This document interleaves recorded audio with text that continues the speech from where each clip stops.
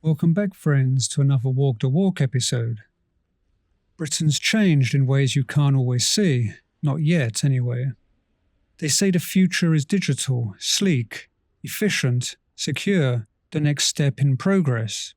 But what they don't say, what they never say, is that every time life gets a little easier, someone somewhere learns a little more about you. And that's where this story begins, not with freedom. It starts small, it always does. A few pilot schemes, a few voluntary sign-ups. They call it modernization, digital IDs, one clean system to prove who you are, to work, to travel, to access healthcare, to vote, to live. A perfect solution to fix a messy world. No more paperwork, no more waiting rooms, no more lost documents, just your name, your data, your life, all in one place. And on the surface, it sounds harmless, logical even. After all, we've already handed over half our lives to our phones.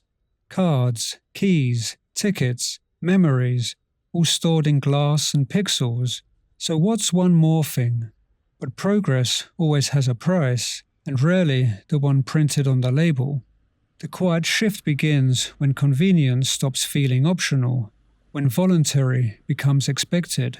See, control doesn't come kicking down the door anymore. It walks in quietly, smiling, wrapped in efficiency. It reassures you. It promises safety. It talks about public good. And before you know it, the choice isn't whether to use the system, it's whether you can afford not to. Because soon, the system is the world. It starts with work. Your employer asks for verification, then your bank, then your GP, then one day it's your right to vote, to travel, to simply exist without being scanned. Each step sounds logical. Every policy seems harmless, but stacked together, they build a cage you can't quite see until you try to step outside it. And opting out becomes rebellion. Refusing becomes suspicious. And that's when you realize freedom doesn't always end with force. Sometimes it just fades quietly behind a login screen. And they'll tell you it's for your own protection, against fraud, against crime, against misinformation. They'll use soft words, security, efficiency, transparency, the comfort food of modern politics. And most people won't question it. Why would they? Life's already heavy enough. Bills to pay, kids to raise. When something promises to make life smoother, most will click accept without even thinking twice. That's how it works. That's how it always works. History doesn't repeat itself, it just upgrades. Where once control was exercised through paperwork and police, now it flows through code and compliance. It's quieter, cleaner, more polite, and it doesn't need to knock on your door. It's already in your pocket.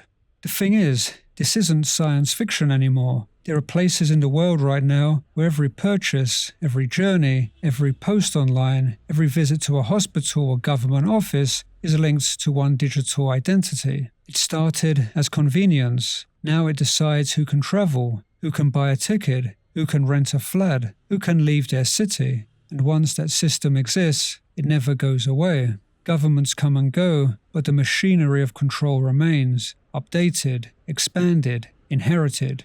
And the next people in charge, they don't have to build it, they just have to use it. People love to say, if you've got nothing to hide, you've got nothing to fear. But privacy was never about hiding. It's about dignity. It's about the right to be unobserved, to think, to change, to simply exist without being measured. Yet we've normalized surveillance. We've accepted it as the background hum of modern life. Cameras on every corner, phones listening for our convenience, smart devices watching us sleep. And bit by bit, we're building the perfect cage and calling it progress. And the tech, it's never perfect. Every unhackable database ends up hacked. Every secure network eventually leaks. From hospitals to tax offices, it always happens. So what happens when the vault that holds your entire life, your identity, your money, your rights break? Or even worse, when someone decides to use your data against you? We've already seen what algorithms can do to our news feeds, our jobs, our opinions. Now imagine them deciding your access to life. And here's the other problem. Not the loud kind, the quiet, invisible kind that lives in code. The one that decides who gets flagged, who gets fast-tracked, who gets denied.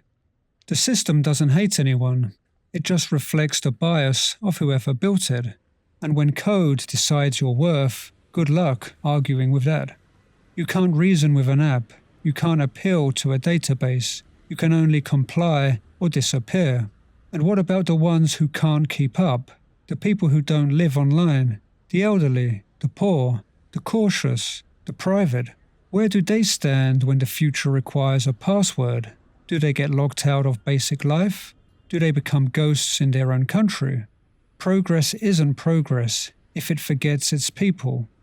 Britain's always been obsessed with paperwork, forms, proof, authorization. A nation of bureaucrats pretending to be rebels. But this next step isn't just more paperwork, it's permanent, a file that never burns, a record that never fades, a memory that no human bureaucracy ever had the power to keep. And that's the quiet danger, not the tech itself, but the trust it demands. Because all of this runs on trust in systems that keep expanding without clear limits, trust in people you'll never meet, writing code you'll never see, trust that the institutions collecting your data will never misuse it, and trust, once broken, never truly returns. We were told technology would set us free from inefficiency, from delay, from error, but the deeper we plug in, the less free we feel. Every app, every update, every terms and conditions we don't read, each one tightening the net. We're not citizens anymore, we're datasets, and somewhere someone is running the numbers. Walk through a British city today and you'll feel it. That low harm of surveillance, cameras in doorbells, sensors in buses, trackers in cars. Even when you think you're alone, you're not. Every tap, every scan, every purchase recorded, time-stamped, stored. And somewhere along the line, we stopped asking why. We stopped caring what happens to the information once it leaves our hands. Maybe we thought we were too small to matter. But that's the thing about data, enough small things is everything. People used to joke about Big Brother. Now it's not a joke, it's an app you download yourself. We traded privacy for convenience, and now convenience owns us.